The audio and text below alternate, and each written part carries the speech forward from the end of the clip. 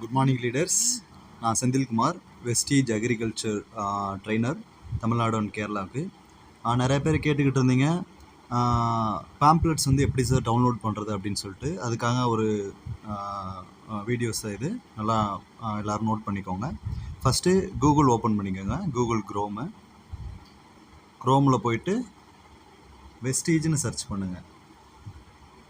வெஸ்டீஜ்னு search பண்ணிவிட்டு click பண்ணுங்கள்.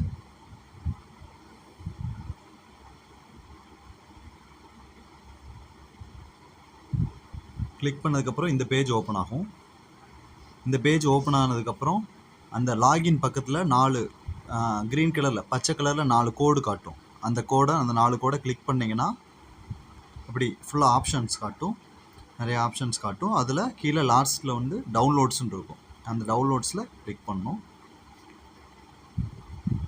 டவுன்லோட்ஸை click பண்ணிங்கன்னா கீழே நம்ம வெஸ்டீஜில் இருக்கிற எல்லா ப்ராடக்ட்டுமே பேம்ப்ளெட்ஸ் வரும். அதில் அக்ரிகல்ச்சருக்கு நீங்கள் பார்த்தீங்கன்னா கீழே அப்படியே வந்தீங்கன்னா அக்ரி 82 இருக்குது, அக்ரி கிரானுவல்ஸு ஹியூமிக்கோட லீஃப்லெட் இருக்குது. இதில் நீங்கள் லாங்குவேஜில் வந்து இங்கிலீஷ்னு இருக்குல்ல, அந்த லாங்குவேஜை வந்து கிளிக் பண்ணுங்கள். கிளிக் பண்ணால் எல்லா லாங்குவேஜ் வரும். நம்ம தமிழை கிளிக் பண்ணணும். தமிழை கிளிக் பண்ணிட்டு ரீடு கொடுங்க.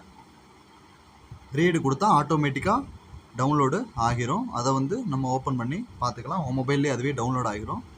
இது வந்து ஹியூமிக் கிரானுவல்ஸ் வந்து எதுக்காக யூஸ் பண்ணுறாங்க, அதோட குணம் என்ன, மண்ணில் அது என்னென்னலாம் வேலை செய்யுது, அது என்னென்ன அளவில் யூஸ் பண்ணணும், அது என்னென்ன அளவு வந்து என்னென்ன கிராப்புக்கு யூஸ் பண்ணணும்னு சொல்லிட்டு கிளியராக வந்து அந்த ஹியூமிக் கிரானுவல்ஸ் பேம்ப்ளெட்ஸில் இருக்குது. இது போல் எல்லா கிராப்புக்குமே எல்லா ப்ராடக்ட்டுக்கும் இருக்குது, கிராப் வைஸும் இருக்குது. இப்போ பார்த்தீங்கன்னா கிராப் வைஸ் பார்த்தீங்கன்னா